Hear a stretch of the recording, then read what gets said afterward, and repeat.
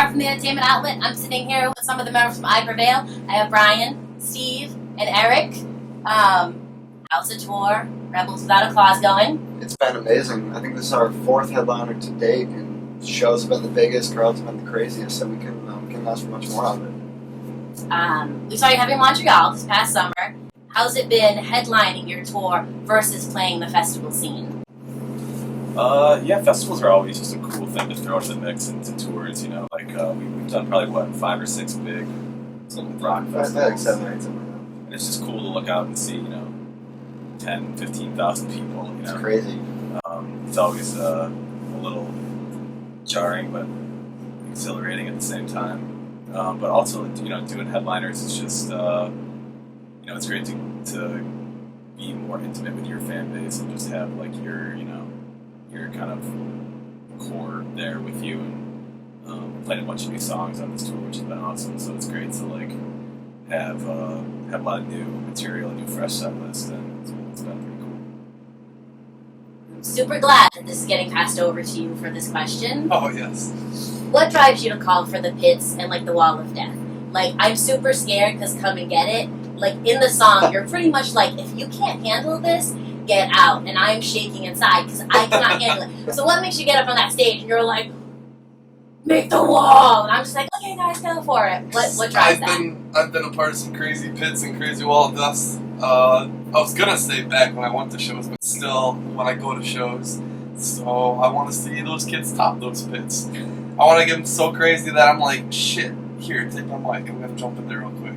But there's been a few that I was like, oh, I really want to get in there right now, but I don't know. I just like seeing the kids let loose and have fun, or kids, people, adults, whatever, whoever's in there. I love seeing it. People just let loose, have fun, and not give a shit what the kid next to him thinks about him or her or what they're doing.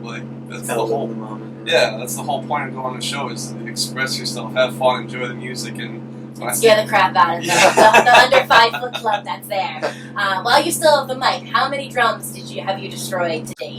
Just that one. Just the one? Yeah, okay. Just that one. All right. We brought it on tour, something extra to do, and got we were like, all right, cool. We got this tour, and then we got the tour with Pierce the Veil. I was like, I think I can make it last. Well, then Heavy Montreal, that one show, it's just like, this is good. Let's do it now. Let's just kill it. So you have the new album, Lifeline, came out. It's wonderful. How has the response been from critics and from your fans about it? I don't really know. I don't really read a whole lot of critic stuff. I guess we just are a band that just doesn't care about critics. We write for our fans, and we write for ourselves and for our fans. And to us, it's just all about connecting with people. Critics are people too, obviously, but we're just not. We've seen good reviews. We've seen bad reviews from critics, whatever. But overall from fans, it's been insane. Especially playing the songs live now. You see kids yelling back lyrics. You can just feel the connection in the room, which is always super cool. So I don't think we can be any happier with the release so far. Yeah, and with the album only being less than 2 months old, we kind of came on this tour expecting, all right, a lot of new songs. Kids might not know them exactly, but we're able to throw the mic out to pretty much any part, and everybody's screaming along. Singing as much as they are to the cover of the EP. Yeah, to the cover of the EP song. So yeah, it's been a pretty wild ride. It's only been, I think, 10 or 11 shows so far on this tour, but like I said earlier, just blowing our minds, that's for sure. And was there a different creative process in making the album versus making the EP? Dealing with double the amount of songs. Yeah, it was definitely different, than the EP. When we did the EP, there was not a lot of pressure. We all kind of got together and said, all right, we have as much time to get this all done as we want and whatnot. But being on a label now and having this fan base, we kind of had to. I won't say rush, but we knew that we didn't have all the time in the world to do it. So we just sat in the studio for 12 to 14 hours a day and just grinded until we couldn't go no more. So yeah, we just worked on choruses and riffs and stuff until we thought they were the absolute best they could be, and we put out a product that we feel pretty confident in, and so far, the fans seem to really enjoy it. Now you threw me for a loop because I got the album, put it on the iPod, I pressed, I took it off shuffle and I pressed play, and it was playing, and then all of a sudden, my Heart, I Surrender comes on, and I look up and I'm like, what are you doing, iPod? What's going on? How did that go from the EP to Lifeline? Well, why was that the special? So with that song, you know, we actually didn't get to do a music video with it on the EP. We didn't get to really, I think, get it out as much as we had liked to. So we thought that was the one song that we could transfer over to the full album. And I thought too, you know, when I recorded it, I was pretty young at the time. I wanted to redo it with vocals being a little more mature and whatnot. I know Steve added a couple little things on the guitar, and we spiced it up just a tad. So, you know, it was just one of the songs I think we knew we could transfer over to the album, and you know, not only for, you know, old fans, but I think a lot of new fans too, so they could hear that along with the song alone and know we're more than just, you know, heavy songs. We can also have a lighter side to us as well. Yeah, it's funny, you know, like when a lot of bands first put out their first EP, I feel like, you know, maybe it's a 4-song EP, you almost see like at least 3 of them make their first album, you know, at least a lot of times. Yeah.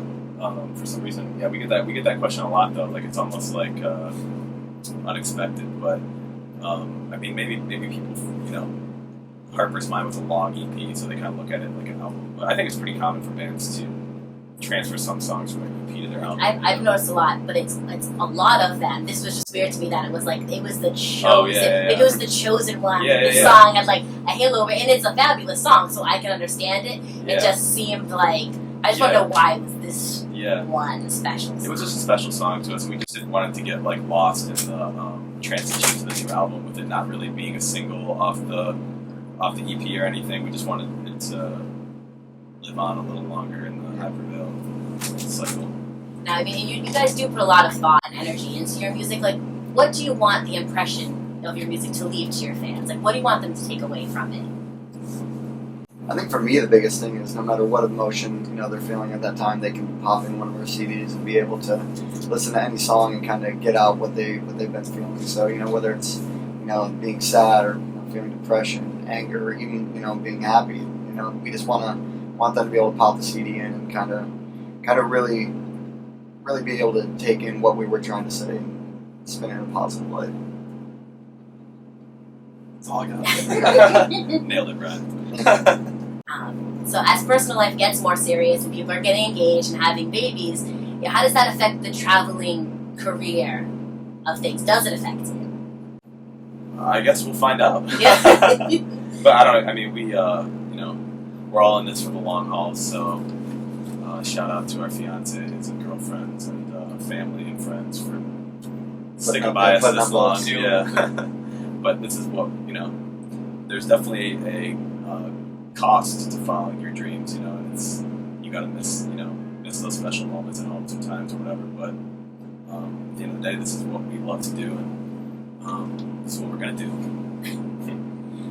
So a couple months ago, you woke up to the tour bus being on fire. What were some of the issues you faced after that? Was it just lost belongings? Was there, I'm not getting on a tour bus again, which since we're sitting on a tour bus, this clearly wasn't what happened, but was there any side effect to that? I mean, going off the bus and being in your bare feet and having to walk in the mall with 11 dudes barefoot and someone just shorts and raggedy t-shirts smelling like a bonfire. Other than that, yeah, going back on the bus, it was like once we stepped foot on the bus, and I remember the first night trying to fall asleep. I didn't sleep the first night, you know, it's like it's kind of scary. It's kind of nervous, you know, nerve-wracking, you know, being on a moving home.